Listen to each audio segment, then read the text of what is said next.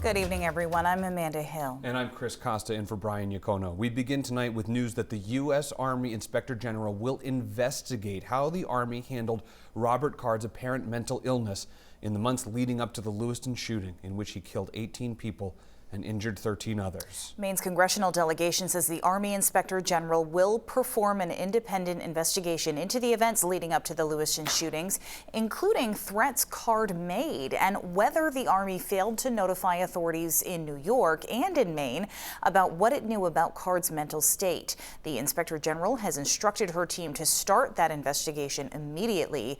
In a statement, the Undersecretary of the Army wrote, quote, "The Army is committed to diligently investigating all facts and events related to the Army involving Sergeant First Class Card in the months and days before he committed these heinous acts." The Secretary of the Army has requested the Army Inspector General to conduct an independent investigation to ensure that the Army takes corrective actions where appropriate, end quote. The delegation and the victims' families have been pushing for this investigation for weeks.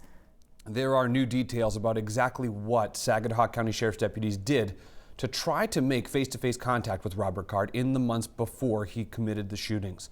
It all comes from an independent review that the Sheriff's Office asked for. Here's what that review says. Saginaw County Sheriff's deputies tried multiple times to make contact with Robert Card, but never succeeded. The independent review found that in May, one deputy contacted the Army Reserve, sharing concerns he heard from Card's family about his mental health. That deputy, Chad Carlton, had multiple conversations with Card's brother and Army reservists about his behavior and access to guns. Deputy Carlton volunteered to go with Card's brother to speak with Robert, but his brother declined, saying having a law enforcement officer present could escalate the situation. His brother said his family wanted to get him help, but on their own. Ultimately, Deputy Carlton never went to Card's home, but did put out a warning to other officers about Card's paranoia and access to guns. Then in July, while at Army training in New York, his fellow soldiers said Card started behaving erratically. That's when Card was taken to a nearby psychiatric hospital where he stayed for 2 weeks.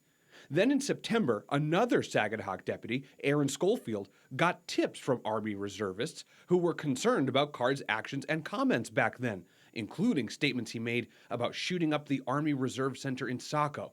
Sergeant Schofield initiated a statewide attempt to locate message to law enforcement, warning them of Card's apparent paranoia and threats against the armory in Saco. Schofield went to Card's home 2 days in a row, trying to make face-to-face contact with him.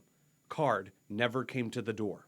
The review says that because of the way Maine law is written, Sergeant Schofield could not legally enter Card's home or take his guns away in these circumstances, even though there were strong indications that Card was mentally ill. Now, another aspect of all of this is that law enforcement worked closely with Card's family to get him mental health treatment and to make sure he had no access to his personal guns. The family agreed to contact the sheriff's office with any developments, but the sheriff says they never did. Now, there are many more aspects of this independent review that we are still digging into, and we're waiting for comment from other agencies.